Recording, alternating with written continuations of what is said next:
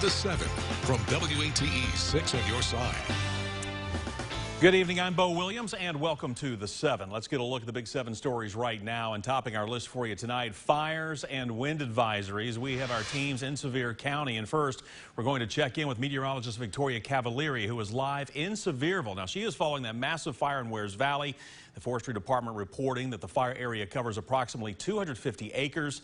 There's been one injury, and the fire right now, 0% contained. So again, we want to check in with Victoria. And Victoria, I understand you've been moved multiple times today to kind of get out of the way as those evacuations continue in some areas tonight.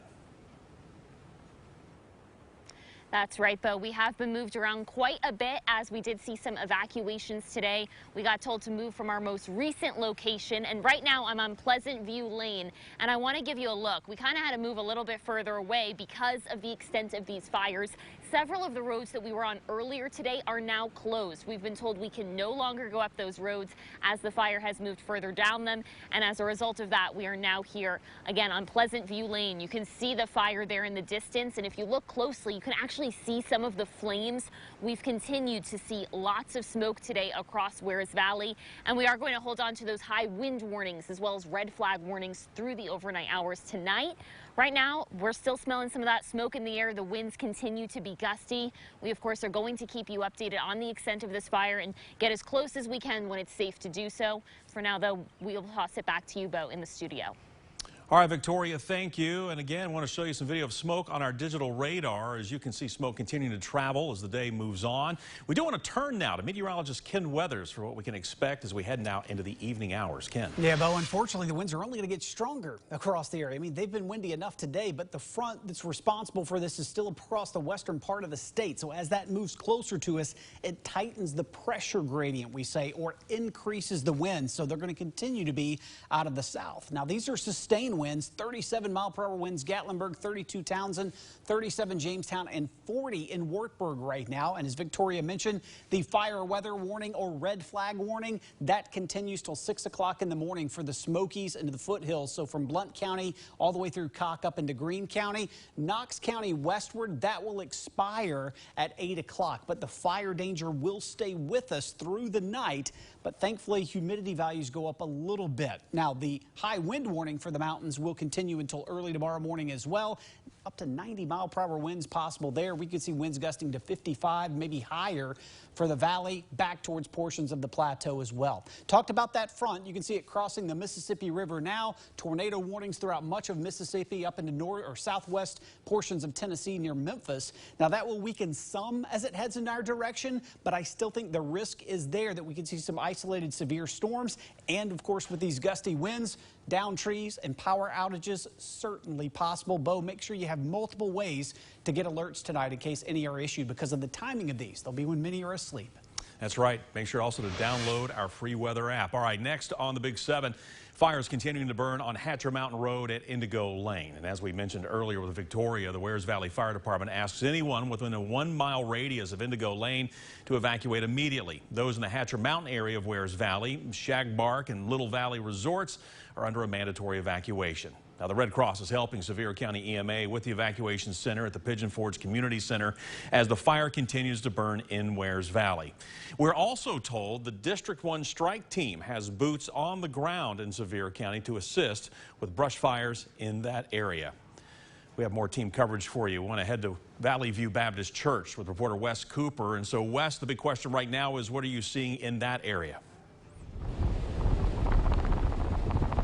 Bo, high winds, and these winds aren't dying down. You can probably tell from my hair. We've been out here all afternoon, and it seems that the wind just continues to keep picking up. We've seen a lot of people leave Wears Valley, and you can see right back behind me, first responders and firefighters are here at Valley View Baptist Church kind of monitoring the situation, and some are taking a break while others have headed up Kettle Cove Road and have gone up Hatcher Mountain. You can see how one structure on the side of Hatcher Mountain is on fire right now. We don't know if it's a house or a barn, but it's somebody's property, and unfortunately it is on fire. You can see just how extensive this fire is. First responders tell us that about 250 acres have burned so far, and at least 20 structures have been affected by this fire. We will continue to keep you updated on the latest on this fire, but for now, I'm Wes Cooper reporting live in Wares Valley for WATE 6 on your side. All right, Wes, thank you. You guys stay safe out there. And at least 3 fire departments are fighting brush fires right now in Anderson County. The fire started in Marlow in the area of Cumberland View, Martin Road, and Bush Road. This is right around 3:45 today. And take a look here. This is some footage just into our newsroom from our crews at the scene right now. You can see first responders arriving and on scene. Fire is approximately 30 to 50 acres right now. You see those crews right now working in that wooded area, building those fire lines. We're told it may have been caused by a tree falling on a power line, but we are still working to learn more details for you right now. Now, residents in that area have been notified by emergency officials. But again, this is in Anderson County, and we're going to have more coming up for you tonight at 11 o'clock. Well, our next Big 7 story is a tragic update for you tonight. A 2-year-old has now died from an accidental shooting. That shooting happened in Talbot last week. A witness told the Jefferson County Sheriff's Office the boy was handling the gun when it went off. Now, Sheriff Jeff Coffey says the child, Colton Lee Gridley, has died after being moved to East Tennessee Children's Hospital. Sheriff Coffey says this is still being investigated, and he is asking to keep the family and first responders in your prayers tonight. Well, next here on the Big 7, Blount County is looking to fill lots of jobs, but are having a hard time hiring with the budget they have now. Blount County Government as a whole is looking at a 2.5% raise for employees starting July 1st. Now, they are hoping that this pay increase will help them compete with other employers. Since January the 1st, we've lost 22 deputies, and that's including corrections and patrol. And the recruitment is very hard to find people that's attracted to us based on the pay, the compensation. Now, the completion is also apparent, the completion is also apparent when it comes to hiring seasonal employees, I should say the competition for Parks and Rec. The Blount County Sheriff tells us their staff has not increased in a number of years, even though the population in the county has. They hope they can increase their starting salary and also increase the number of employees on top of their already open positions. Of course, we'll have a full list of where you can apply to these jobs and what the requirements may be on WATE.com. Next on the Big 7, it's Wednesday, and that means an update from the Knox County Health Department. Take a look here for a moment. This information is from the week ending on Saturday.